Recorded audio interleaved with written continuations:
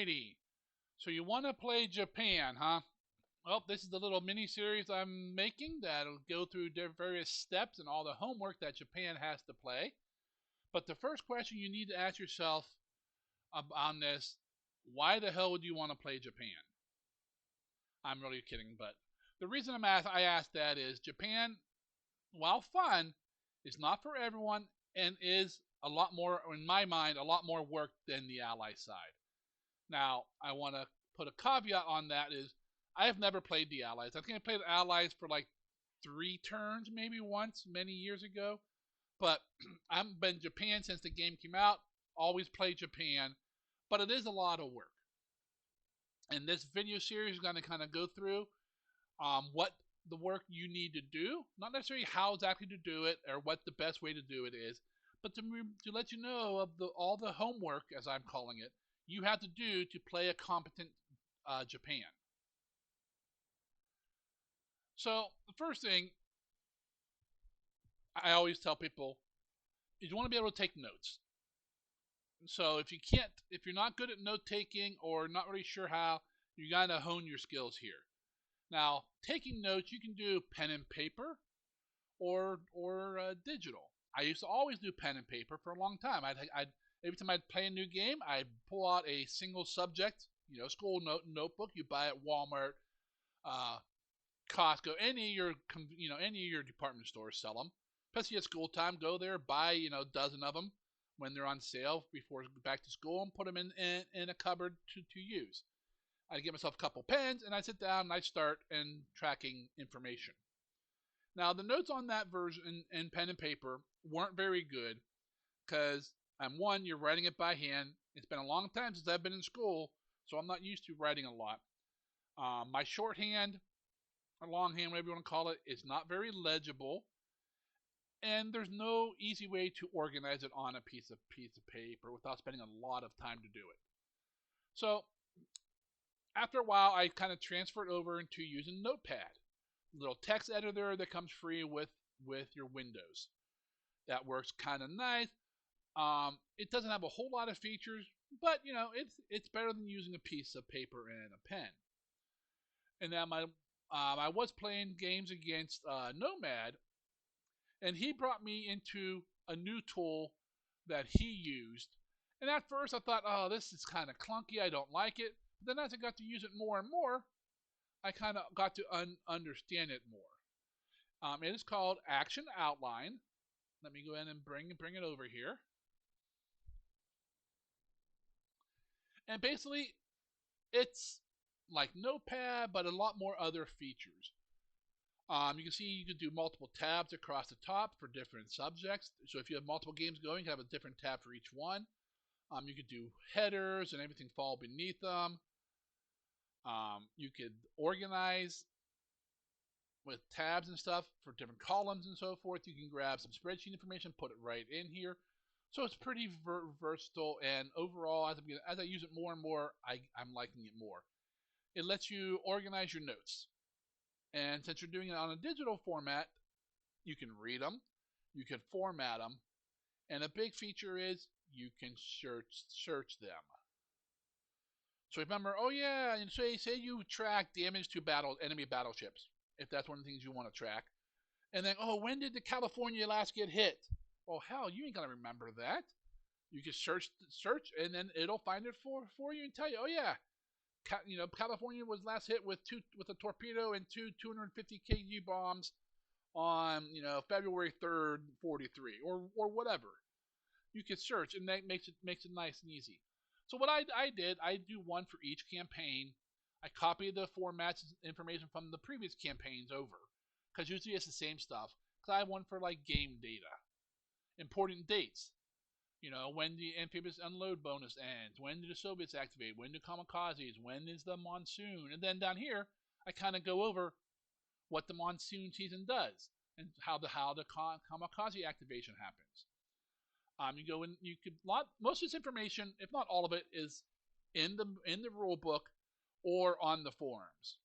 The rule book is much easier to find information than the forums, but by putting it in one spot like I'm doing for myself, it makes it so I can find it within a moment. Oh, what's the defensive bonus of a forest? Well, I don't know. Well, it's 2. How about a mountain? 3. Light urban's 2, heavy urban's 4. It's just real easy information to find easy. Another thing people often overlook: unload rates. Do you know what the unload rates of an XAK versus an AK versus an AKA? I bet you don't. Bet you don't know what those numbers are. You might know which order they're in and which one's better, but you won't know the exact unload rates. I can guarantee you 90% of players won't know that information. Well, I looked it all up in the manual once again, and I wrote it all down. Now I have it readily available whenever I want to see it, and I never have to look it up again. So you can see I have the different types of ships that the game considers, what the classes of the ships are, and what their unload rate is. Then down here I'd have a little information about friendly ports, how they unload at friendly ports. Then of course I have a whole section here for notes. This of course usually gets bigger as the game goes on, but then down here, scenario information. Game data is the same per every game. These are built into the game and won't ever change unless they put a patch out, and then they'll tell us, hey, we changed this. But scenario notes vary per scenario. Basically, scenario 1, scenario 2 depends on which side you play, and if you play any mods, these all can change. Like ship conversions, ship information, pilot information I track, your R&D, house rules you have. For Japan, your division pieces, so you can put them all back together. I have a whole section on garrisons, because that's a real pain in the butt. Filling all these garrisons: Burma, China, Indochina, Java, and so forth. All these locations have garrison requirements. Sometimes you don't care about the garrisons because it doesn't really affect you as much. But sometimes you need the garrison so your supplies will flow through the base, especially in China. Hey, this worthless base, I'm not going to do anything with it. I'm not going to garrison it. Yeah, but it's on a road or a rail, and your supplies and resources move through there. And if it gets damaged enough from the rebels, that all stops. And then you wonder why, hey, my men in the middle of China have no supply. Well, yeah, you didn't garrison this base 10 hexes back. All that comes into effect. I have one in here for my factories. Engine, aircraft production, R&D factories, all kinds of different stuff. I track CV arrivals. Usually I have one for enemy ship arrivals, so I know when the enemy ships arrive. So I know he got a carrier up, in Panama. It'll be 3 weeks before he can get into South Pacific. But in 3 weeks, his carrier strength can go up. So you have an idea, what you're up against. This is my basic outline for each turn. I take notes every turn. I track all this information, all these changes. I track stats, not only empire-wide, but also what's in Japan. Because you can have 100 million resources around your empire, but if you have 0 in Japan, well, your industry isn't running. It doesn't pull from their empire. It only uses what's in Japan. Same with oil and so forth. So I track them both separately, and it's nice to know I have 9.3 million resources in my empire, but only 6.7 million of them are in Japan at the moment. So that tells me I have 2.5 million resources somewhere, probably not very useful. I need to move them. Then I track, of course, bases captured, bases lost, facilities built, as in ports and airfields. When new units arrive, I usually put down what they are and where, and when units have completed their movement, so I can go and give them further orders. Then, of course, I do other type of information. Just for whatever reason. This is where I put all the generic stuff that I might track from turn to turn, and so forth. Now, one of the other tools that most people use, at least most Japanese, I'm not sure how much the Allied players use it or not, and most of you are going to know exactly where I'm going here, is Tracker. I don't know who wrote Tracker. Whoever it is, we all owe them a giant thank you. It is a wonderful turn. It's a wonderful tool. As you can see, there's nothing in here. I have reset it for my upcoming game against Helston, but Tracker is nice. You load it turn by turn, or if you do 2-day turns, I'll load them. It puts all the alerts in one spot. You can look at all the different bases. All of your, this is the one I use every turn, is industry screen. I know I'll not only look at this, I look at oil and resources, because you can divide. Now this doesn't come like this. These regions that are not in the base game, you have to edit those yourself and create all these yourself. You can easily find probably a file online, or somebody will share it with you that has these all put in, and then use track and see. According to this, on turn 1 in my current game, I have 473 days of oil sitting in Japan. Hell, I'm good for over a year. I only have 81 days of resources. Yeah, that's the Achilles heel for Japan is the resources. Then of course look at supply and fuel. I got 293 days of fuel. You're like, well, you're probably thinking, well, that's a lot of fuel, but this is only for industry use. This is not what I'm going to ship off to bases or consume with my ships. This is only based on industry use. And then supplies, how much supply you got. It does not give you a number of days, because that is so variable. There's no way they can even try to track that. All these numbers of days in that are all produced out of this chart here. So on turn 1, I'm producing 283,000 resources empire-wide. And it's saying I need 5,500 more. The reason is because 145,000 are going to feed my light industry, which makes 1 supply each. And then 143,000 more are going into heavy industry, which makes 2 supply. So it tells you how much you make and where it's being spent. So I'm making 25,000 supply a day from 3 different sources: heavy industry, light industry, and oil refineries. Now, these are empire-wide. So if you take Singapore and has heavy industry, your heavy industry will go up. So forth. 3,000 oil centers producing I have 305 oil centers producing 3,000 oil a turn, of which I need 8,300 more. I'm burning 11,000 oil a day in refineries, which gives me 10,000 fuel, and 1 supply each. And the fuel feeds my industry, and according to that, I'm losing 4,000 fuel a day. I'm in the negative. And over here it has ship use, gives you how much you can spend on ship use. Ignore this. It's just a wild ass guess. How many repair yards you got, how much heavy industry points you make a turn, 14,000. How much you have left after spending it, 2,700 for this first turn. And this is where it all goes. You can see vehicles. Every point of vehicle factory consumes 6 heavy industry. So if we have 98 vehicle factories, we're consuming 588 heavy industry to support those, and so forth. Then of course it gives you a little reminder here. First of every month, you pay a hefty bill of heavy industry to support all your pilots while they're being trained. Nothing you can do about that unless you drain your pools completely. And that used to be a strategy in the old days. I'm not sure many people do that anymore. It's just not feasible.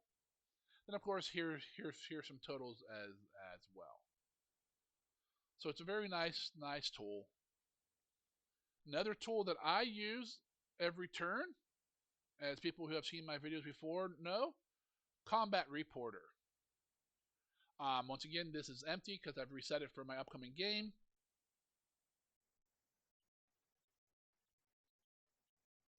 Sorry about that. I hit the wrong one. But this will track all the different messages, and break it up into categories like combat, ships arriving, pilots getting killed, aircraft being damaged, aircraft being lost, various information like that. This is also an easy way you can find when your ships hit like rocks underwater, reefs, when they run into each other. Now, it doesn't happen very often, but you'd be surprised when these, they're driving around these 10,000 ton ships, I swear sometimes they play chicken and they ram each other just because they have nothing else to do because they're bored. I swear this is what they do. I can't prove it. Either that or they're completely incompetent and drunk. But I swear sometimes these ships play chicken with each other.